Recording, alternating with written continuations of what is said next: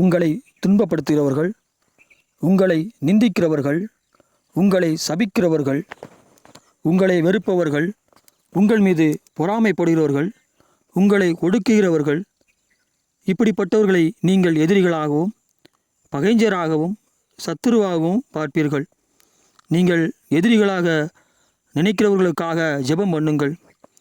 எப்படி ஜெபம் பண்ண வேண்டும் என்றால், உங்களை குறித்து அவர்கள் உள்ளத்தில் இருக்கிற வெறுப்புணர்வையும் கசப்புணர்வையும் எடுத்து போடும்படி ஜெபம் பண்ண வேண்டும்.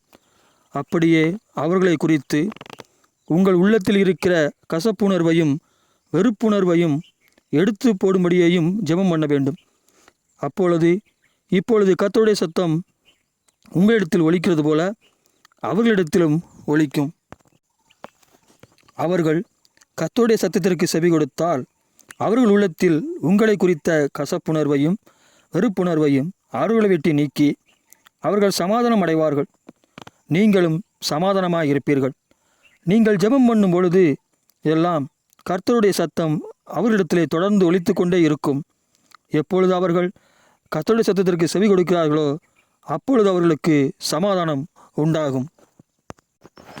நீங்கள் பகைஞராகவும் சத்துருக்களாகவும் நினைக்கிறவர்கள் உங்களை ஒடுக்குகிறார்கள், உங்களை நெருக்குகிறார்கள், உங்களுக்கு அநியாயம் செய்ய பார்க்கிறார்கள், உங்களுக்கு தீமை செய்கிறார்கள். ஆனாலும் அவர்கள் நிலைத்து நிற்கிறார்கள். அவர்கள் உங்கள் மீதுள்ள பொறாமையினாலும் வெறுப்பினாலும் கசப்பினாலும் உங்களிடம் அப்படி நடந்து கொள்கிறார்கள். நீங்கள் அவர்கள் விழுகிறதற்காகவும் அழிகிறதற்காகவும் நாசமடைவதற்காகவும் ஜெபிக்காதீர்கள். அப்படி நினைக்கவும் செய்யாதீர்கள்.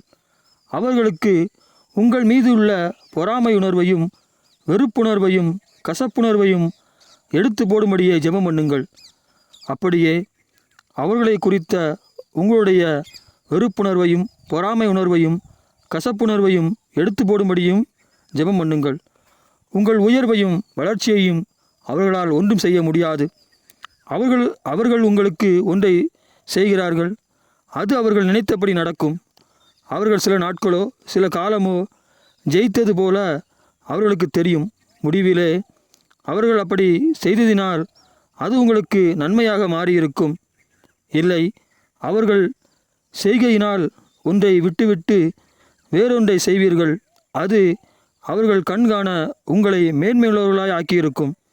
இப்பொழுது நீங்கள் சத்துருக்களாக நினைக்கிறவர்கள் உங்களை குறித்து உள்ள பொறாமை கசப்பு வெறுப்பு என்னும் தீயிலே கர்த்தர் எண்ணெயை ஊற்றுவது போல் இருக்கும். அவர்களுக்கு உங்கள் வளர்ச்சியையும் உயர்வையும் அவர்கள் என்ன செய்தாலும் தடுக்க முடியாது என்பதை காட்டுவதற்காகத்தான் அவர்கள் இன்னும் நிலைத்து நிற்கிறார்கள். நீங்கள் எப்பொழுதும் எச்சூழ்நிலையிலும் கர்த்தரை பற்றி கொண்டிருங்கள். நீங்கள் சத்துருவாகவும் பகைஞராகவும் நினைக்கிறவர்கள் உங்களுக்கும் பிறருக்கும் அநியாயம் செய்தார்கள், தீமை செய்தார்கள், அக்கிரமம் செய்தார்கள், துன்மார்க்கமான எல்லா செயலையும் செய்தார்கள்.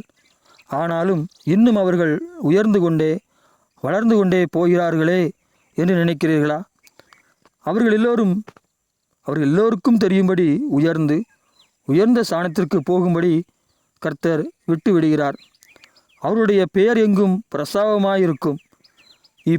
இப்படி அவர்கள் ஒரு உயர்ந்த ஸ்தானத்தில் இருக்கும் பொழுது ஒரு நாள் கர்த்தர் எல்லோரும் பார்க்கும்படி அவன் உயர்ந்த இடத்திலிருந்து அவனை கீழே விழும்படி செய்வார்.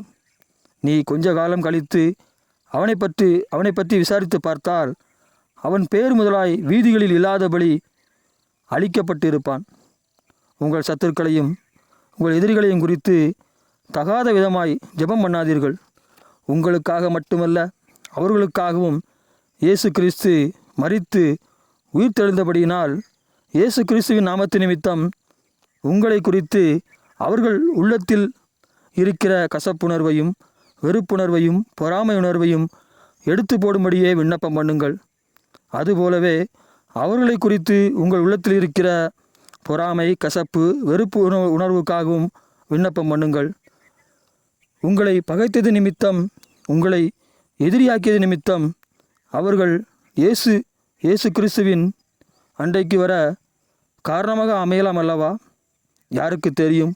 சவுலை பவுலாக்கிய தேவன் நம் தேவன் அல்லவா? அதனால் இயேசு கிறிஸ்துவின் நாமத்து நிமித்தம் சிநேகியுங்கள், ஆசீர்வதியுங்கள், ஜெபம் பண்ணுங்கள். ஆமேன்.